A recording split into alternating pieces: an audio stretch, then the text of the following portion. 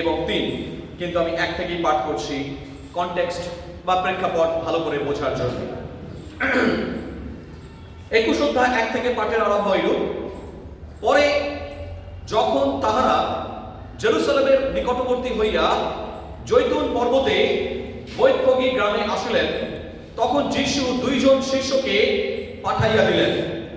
তাহাদিগকে বলিলেন, তোমাদের সম্মুখে ওই গ্রামে যাও, অমনি দেখিতে পাইবে একটি গর্ভ বাঁধা আছে, আর তাহার সঙ্গে একটি বৎস খুলিয়া আমার কাছে আমার নিকটে আনো। আর যদি কেহ তোমাদিগকে কিছু বলে, তবে বলিবে, ইহাতে প্রভুর প্রয়োজন আছে। এই জায়গাটা যখন আমি আজকে প্রচার করছি, আপনারা ভাববেন বড়দিন আসছে,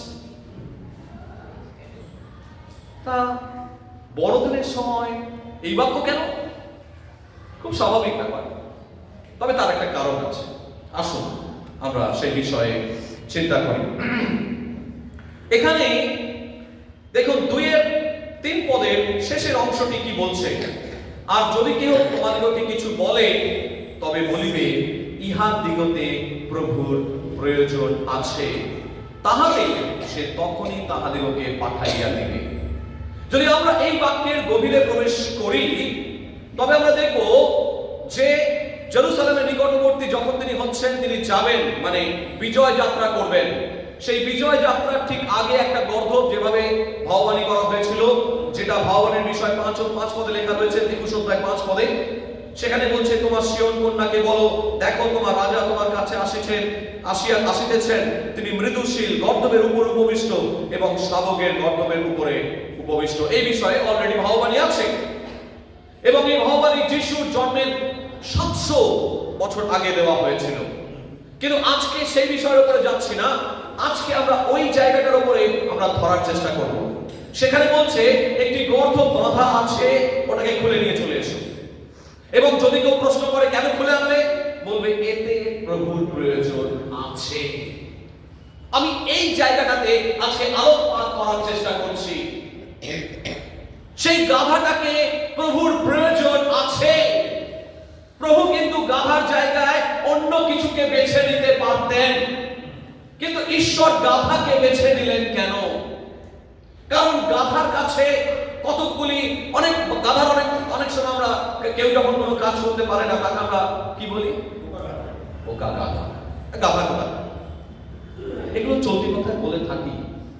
কিন্তু ঈশ্বরের কাছে এই গাধারই সম্মান বেশি, বলো না? তার কারণ গাধার চিন্তা ভাবনা জটিল নয়, গাধার চিন্তা ভাবনা কুটিল নয়। গাধাকে যে কাজ করতে বলা হয়, গাধা সেই কাজই করে। ঈশ্বরের রাজ্যে গাধাকে ঘোড়াকে তিনি বলতে পারতেন, আমি তো রাজা, আমি তো ঘোড়ার তেজে আমি ছুটবো, ঘোড়ার মতো করে আমি ছুটবো। কিন্তু ঈশ্বর ঘোড়াকে বেছে নিলেন না, তিনি গাধাকেই বেছে নিলেন। কারণ গাধা নম্র প্রকৃতির, গাধা শান্ত প্রকৃতির, গাধার মধ্যে বাধ্যতা রয়েছে, আর যার মধ্যে বাধ্যতা নেই, ঈশ্বরের রাজ্যে তার কোনো জায়গা নেই। সেই কারণে এখানে বলছে সেই গাধাকেই আমার প্রয়োজন আছে। অতিরিক্ত বুদ্ধির দরকার নেই, কারণ বুদ্ধি ঈশ্বর থেকে আসে। আমরা অনেক সময় বলি, যাকে ঈশ্বর বেছে নেন বা যাকে ঈশ্বর মনোনীত করেন, God calls and qualifies. God does not call the qualified ones, but He calls and qualifies him. তিনি যখন তাকে ডাকেন, তিনি একদম পুরো সমস্ত ডিগ্রি নিয়ে তাকে ডাকেন না, কিন্তু তাকে ডাকেন যখন, তখন তাকে নিজের মতো করে গড়ে পিঠে নেন। আমেন। 12 জন শিষ্যের মধ্যে তাদের অনেকজনই ছিল যারা মাছ ধরতো। 12 জন শিষ্যের অনেকজনই ছিল যাদের কোনো জাগতিক কোয়ালিফিকেশন ছিল না, কিন্তু তথাপি 12 জনকে তিনি ডেকে নিলেন, এবং যখন তিনি ডেকে নিলেন, তখন তাদেরকে নিজের মতো করে সাজিয়ে গুছিয়ে নিচ্ছেন 3 বছর। 3 বছর, 3.5 বছর তাদেরকে নিজের মতো করে, নিজের সঙ্গে রেখে, নিজের মনের মতো করে প্রভু যিশু 3 বছর ধরে তাদেরকে তৈরি করছেন। কারণ ঈশ্বর সেই গাধারই খোঁজ করছেন, তিনি ঘোড়ার খোঁজ করছেন না। তিনি বলছেন না যে জগতের মতো ঘোড়া ছুটিয়ে আমরা চলে যাব। ঈশ্বর বলছেন আমার রাজ্যে গাধাকে প্রয়োজন। ঈশ্বর বলছেন যে এখানে তোমাদেরকে যদি কেউ কিছু বলে বলবে ইহাদিগকে প্রভুর প্রয়োজন আছে। তার মানে প্রভু আজকে গাধা খুঁজছেন। প্রভু আজকে বলছেন আমার জন্য, আমার রাজ্যের জন্য কে গাধা হতে পারবে, কে আমার নির্দেশ অনুসারে চলতে পারবে, তাকেই আমি আমার মতো করে গড়ে তুলবো। প্রিয় ভাই বোন, একটি গাধা সে হঠাৎ করে তার একটু বুদ্ধি ব্যবহার করার ইচ্ছে হলো। তো তখন গাধা প্রতিদিন কি করে, একটা করে বস্তা তার মালিক চাপিয়ে দেয়, আর গাধা এটা খুব ভারী রে, এটা খুব ভারী, এটা নিয়ে চলা যাবে না। ইচ্ছে করে গাধা কি করে, ধাক্কা দিয়ে পিঠ থেকে ফেলে দেয়। যা কিছু প্রথম কি হলো, প্রথম ছোটখাটো জিনিস, কাঠ কাটা, যে কাঠগুলো কাটা থাকে, ট্রি লগস, সেগুলোকে তার ঘাড়ের উপর চাপিয়ে দেওয়া হলো এবং গাধা ফেলে দিল। এইবারে কিছুদিন পর আবার আরেকটা জিনিস ফেলে দিল। এবার তখন তার মালিক বলছে, আচ্ছা দুষ্টুমি শুরু করেছে তো, কি করা যায়? একদিন তাকে তুলো চাপানো হয়েছে, শিমুল তুলো, যে তুলো দিয়ে বালিশ হয়, সেই তুলো চাপানো হয়েছে। তুলো চাপানোর পরে বলছে, আরে তখনও দুষ্টুমি করছে, হালকা কাজ, তবুও সে দুষ্টুমি করছে। এবার সে ফেলে দিল। যেই ফেলে দিল তখন তার মালিক বলে, ঠিক আছে দাঁড়া, তোকে আমি জব্দ করছি। কি করে? তার ঘাড়ের উপর একটা কি চাপিয়ে দিল, নুনের বস্তা, সেটাও সে ফেলে দিল। কিছুক্ষণ পরে নুনটাকে জলে ভিজিয়ে, নুনটা জলে ভিজলে কি হয়ে যায়, তার ওয়েট আরো দ্বিগুণ বেড়ে যায়। এইবার সেই নুনের বস্তাকে তার ঘাড়ে চাপিয়ে দেওয়া হলো। এইবার আর সে পাচ্ছে। তাই আজকে ঈশ্বরের বাক্য বলছে যে আমাদেরকে যখন ঈশ্বর ব্যবহার করতে চান, তখন ঈশ্বর আমাদেরকে লাইটার কাজ দেন। ঈশ্বর লাইট করে দেন।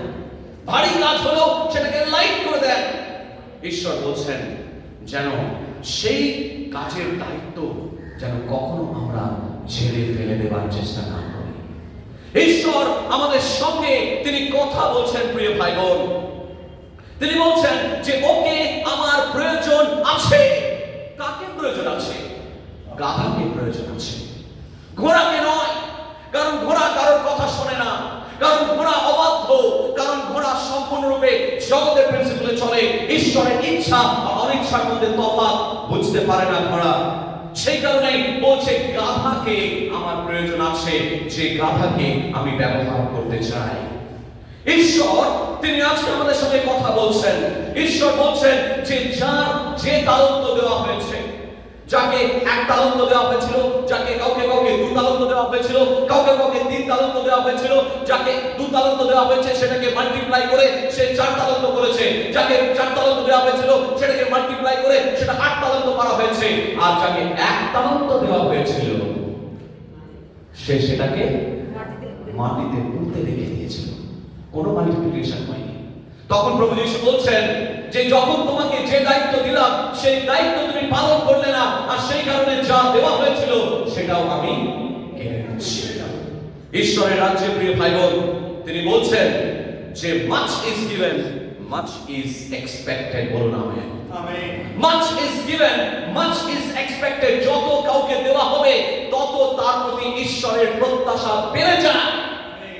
আজকে আপনার জীবনে অনেক কিছু ঈশ্বর আশীর্বাদ করেছেন, আজকে আপনাকে বাঁচিয়েছেন, আজকে আপনাকে ঈশ্বর ব্যবহার করতে চান, আজকে আপনাকে ঈশ্বর আশীর্বাদ করতে চান। আর যখন আপনি তার হাতের থেকে মাথাটাকে সরিয়ে নেবেন, তখন ঈশ্বরের আত্মা কষ্ট পায়। প্রিয় ভাই বোন, যখন সেই তালন্ত যখন তাকে দেওয়া হয়েছিল এবং প্রভু যীশু উপমা দিচ্ছেন যে সেই তালন্ত আমি যাদেরকে দিয়েছিলাম, যাদেরকে 4 তালন্ত দিয়েছিলাম তারা মাল্টিপ্লাই করেছে, কিন্তু তোমাকে যখন 1 তালন্ত দেওয়া হলো তুমি সেটাকে ব্যবহার করলে না।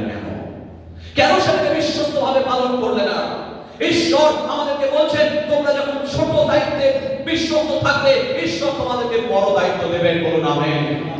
আপনি জানেন না, এরকম বহু সাক্ষ্য আমি শুনেছি যারা ঈশ্বরের গৃহেতে বিশ্বস্তভাবে হৃদয় দিয়ে কোনো কাজ করেছে, ঈশ্বর তাদের কাছে কখনো ঋণী থাকেননি। তাদের পরিবারে আমি দেখেছি ঈশ্বরের আশীর্বাদ উপচে পড়েছে। তাদের স্বামী তাদের চাকরি পাওয়ার কথা নয়, কিন্তু তাদের কারণে তার স্বামীরা চাকরি পেয়েছে, তাদের কারণে তাদের সন্তানরা চাকরি পেয়েছে, তাদের কারণে তাদের জীবনে আশীর্বাদের বন্যা হয়ে গেছে। এরকম অনেক পরিবার এই কলকাতার বুকে আছে যাদের টেস্টিমনি আমি জানি।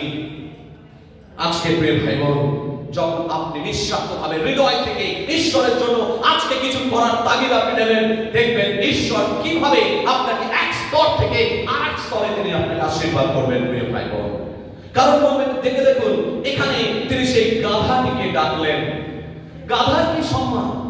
গাধার কোনো সম্মান নেই, কিন্তু গাধাটিকে দেখে তিনি বললেন, গাধাটিকে অমর করে দিলেন। যতদিন এই পৃথিবী থাকবে, যতদিন সুসমাচার প্রচারিত হবে, প্রত্যেকবার কিন্তু সেই গাধার নামটাকে উচ্চারণ করতে হবে প্রিয় ভাই বোন। আজকে যদি আপনি সেই গাধা হতে চান, যদি আপনি বলেন যে প্রভু তুমি আমাকে অনেক কিছু দিয়েছো, তুমি আমাকে অনেক কিছু আশীর্বাদ করেছো, আমাকে পরিবার দিয়েছো, প্রভু আমার জীবনে এটা হওয়ার কথা ছিল না কিন্তু তুমি সেটা সম্ভব করে তুলেছো, আমার চাকরি পাওয়ার কথা ছিল না তুমি এটা সম্ভব করে তুলেছো, প্রভু আমার এই আশীর্বাদটা পাওয়ার কথা ছিল না কিন্তু তুমি সেই অলৌকিক ভাবে সেই আশীর্বাদ করেছো, প্রভু আমাকে রোগ থেকে সুস্থ করেছো, প্রভু আমার সন্তানকে বাঁচিয়েছো, প্রভু আমার চাকরিকে বাঁচিয়েছো। যদি আজকে এই প্রার্থনা থাকে, প্রভু বলছেন তোমরা গাধা হও। ঈশ্বরের জন্য সেই গাধা যেন হতে পারি, ঈশ্বরের জন্য গাধা যেন হতে পারি। যখনই আপনি ঈশ্বরের জন্য গাধা হবেন, ঈশ্বর আপনার মুখ উজ্জ্বল করবেন। বলুন আপনাকে শুধু বলতে হবে প্রভু আমি তোমার গাধা, তুমি যে দায়িত্ব দেবে আমি বিশ্বস্ত সহকারী করব। তালন্ত এক নয়। কেউ দেখবেন খুব ভালো হাতের লেখা, কেউ দেখবেন ম্যাথমেটিক্স খুব ভালো ফটাফট করে দিতে পারে, কেউ দেখবেন নলেজেবল পারসন, কেউ দেখবেন খুব ভালো যে কাজ দিন সেই কাজে বিশ্বস্ত ভাবে করতে পারে, রান্নার কাজটা খুব ভালো করতে পারে, কেউ ঘর ঝাড় মোছার কাজটা খুব ভালো করতে পারে, কেউ তবলা হারমোনিয়াম এগুলো কেউ কেউ কেউ ভালো বাজাতে পারে, কেউ কেউ পিয়ানো ভালো বাজাতে পারে, কেউ কেউ গান ভালো করতে পারে। বিভিন্ন রকমের বিভিন্ন তালন্ত রয়েছে। আজকে আপনার কি তালন্ত রয়েছে? ঈশ্বরের কাছে প্রার্থনা করে আপনি সেই তালন্তকে আবিষ্কার করুন এবং সেই তালন্ত দিয়ে ঈশ্বরের রাজ্যের জন্য আপনি ব্যবহৃত হন। বলুন আমেন। আপনার তালন্তগুলোকে ঈশ্বর আজকে খুঁজছেন। আপনি সেই গাধা, আমি সেই গাধা, এবং সেই গাধাকে তিনি খুঁজছেন যে গাধা ওই গাধার মতো হবে না যে যাকে দায়িত্ব দিচ্ছে ছেড়ে ফেলে দিচ্ছে। ঈশ্বর বলছেন আমি সেই গাধাকে খুঁজতে চাই। সেই গাধা বাঁধা রয়েছে। কোথায় বাঁধা রয়েছে? অন্যের গৃহেতে বাঁধা রয়েছে। এবং তার শিষ্যকে তিনি বললেন যাও সেই গাধাকে খুলে নিয়ে এসো। যদি কেউ বলবে প্রভুর প্রয়োজন আছে।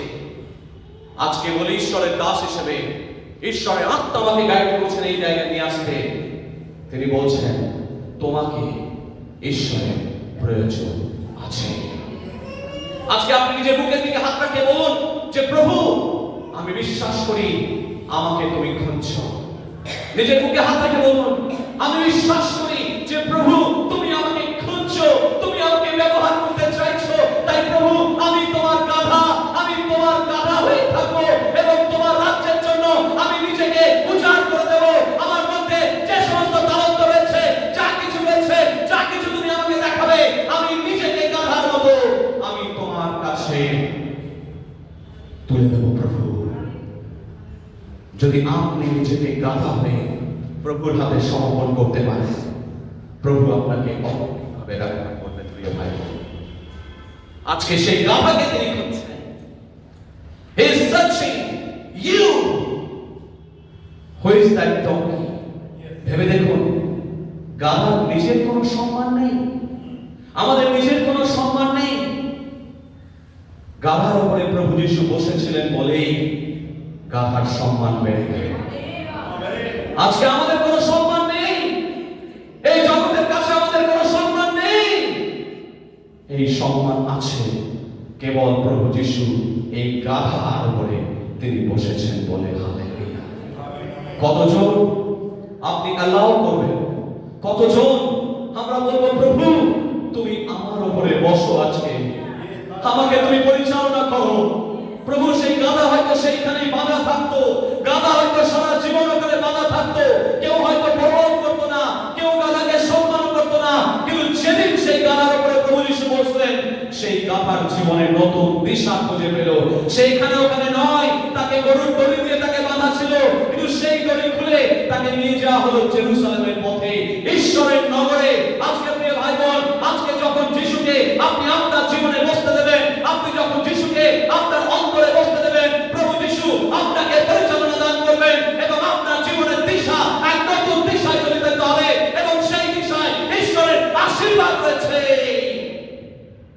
যখন আপনার দিশায় আপনি চলবেন, যতদিন আপনার জগতের ওই দড়ি দিয়ে আপনাকে বাঁধা থাকবে, শয়তান আপনাকে ওই দড়ি দিয়ে ওই গরুর মতো বেঁধে রাখবে, ততদিন পর্যন্ত আপনার জীবনে মুক্তি নেই, ততদিন পর্যন্ত আপনার জীবনে শান্তি নেই, ততদিন পর্যন্ত ঈশ্বর আপনাকে ব্যবহার করতে পারছেন না। কিন্তু যখনই আপনি সেই দড়ি খুলে পরিত্রাণের সেই বার্তা আপনাকে দেবেন, যখন যিশু আপনার উপরে বসবেন, তখনই দেখবেন আপনার জীবনে সুযোগের দুয়ার খুলে যাচ্ছে এবং ঈশ্বর আপনার জীবনে নতুন দিশা দিচ্ছেন।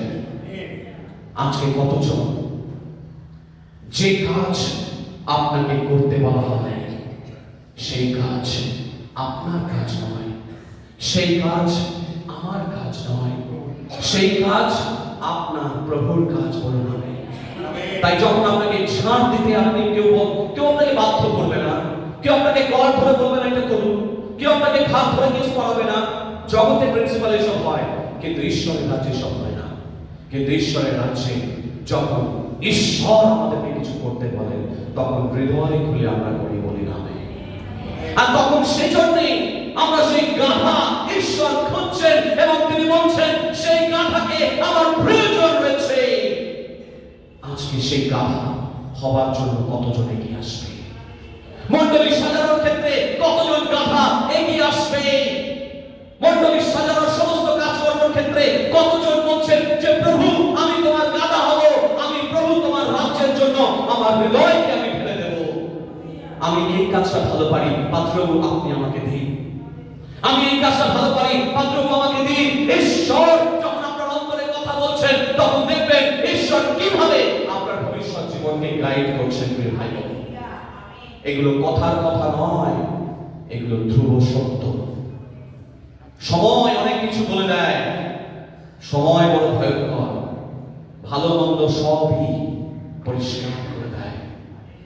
ঈশ্বর তিনি বলছেন তোমরা যদি মাথা নত করো, ঈশ্বর তোমাকে যথাসময় উন্নত করবে। আজকে গাধার মতো আপনি নত হন, ঈশ্বর দেখবেন উপযুক্ত সময়ে, in the fullness of time, in the fullness of time, time শব্দটা বাইবেলে বহুবার ব্যবহার করা হয়েছে। গালাতীয় 4:4 পদে তিনি বলছেন কাল সম্পূর্ণ হইলে। ইংরেজি বাইবেলে বলছে in the fullness of time, in other translation এরকম ভাবে বলা আছে in the rightness of time, মানে কাল যখন সম্পূর্ণ হলো তখনই তার প্রিয় পুত্র যিশুকে তিনি পাঠালেন। ঠিক একই প্রকারে যখন যোহন লিখিত সুসমাচারের 2 অধ্যায়, সেখানে সেই কান্নানগরের বিয়ে বাড়ি হচ্ছে আর তার মা এসে তাকে বলল যে তুমি কিছু করো। প্রভু যিশু কি বললেন?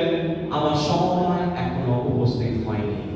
তার মানে সময়ের ফ্যাক্টরটা ঈশ্বরের দৃষ্টিতে ভীষণ গুরুত্বপূর্ণ। ভাই বোন, আজকে যদি সেই সময় আপনার জীবনে আপনি দেখতে চান যে জীবনের সময়ের মাধ্যম দিয়ে ঈশ্বর আপনাকে আশীর্বাদ করবেন, তাহলে আসুন আজকে ঈশ্বরের হাতের নিচে, পরাক্রান্ত হস্তের নিচে আমরা নত হই এবং প্রভুকে বলি প্রভু আমি বিশ্বাস করি আমাকে তোমার প্রয়োজন আছে।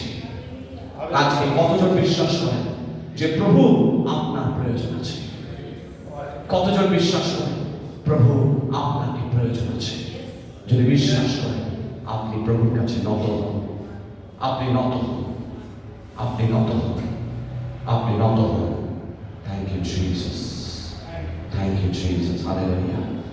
আপনি প্রভুর কাছে নত হয়ে বলুন প্রভু আমি তোমার গাধা হয়ে খাটতে চাই। তুমি যেভাবে বলবে আমি সেভাবে তোমার সেবা করব, যেভাবে বলবে আমি তোমার সেবা করব। আমাকে তুমি ব্যবহার করো, আমাকে তুমি ব্যবহার করো। জোনাকে ব্যবহার করতে চেয়েছিলেন, পালিয়ে যাচ্ছিল। ঈশ্বর জোনাকে ধরলেন মাছের পেটে। প্রভু আমরা পালিয়ে যেতে চাই না, we are not escapists। প্রভু আমরা পালিয়ে যেতে চাই না, আমরা তোমার কাছে থাকতে চাই, আমরা তোমার কাছে আশীর্বাদ পেতে চাই। আজকে প্রভু যখন বড়দিনের অনুষ্ঠান আসছে, আমরা সকলে মিলে এগিয়ে আসবো। আজকে প্রভু সেবায় আমাদের হৃদয়কে আমরা উচ্চারণ করে দেবো। প্রভুকে বলবো প্রভু তুমি নাও আমার অন্তরকে ব্যবহার করো, আশীর্বাদ করো। প্রভুর প্রয়োজন আছে, প্রভুর প্রয়োজন আছে। মানুষের প্রয়োজন থাক কিংবা না থাক, প্রভুর প্রয়োজন আছে। এই প্রয়োজনটা প্রভুর প্রয়োজন। কতজন সেই প্রভুর প্রয়োজনের সাড়া দেবেন? আসুন আমরা নিজেদেরকে সমর্পণ করি। Thank you Jesus. True enough.